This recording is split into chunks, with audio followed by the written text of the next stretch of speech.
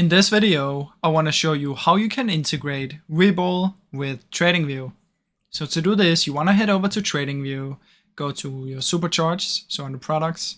And once you have a chart open, what you want to do is you want to come down here at the bottom where it says trading panel, click on it to open it, and then you can drag it on this gray line here. And then what you want to do is you want to look for Webull. If you don't see it immediately, click on all brokers, and then you're just going to scroll until you find Webull.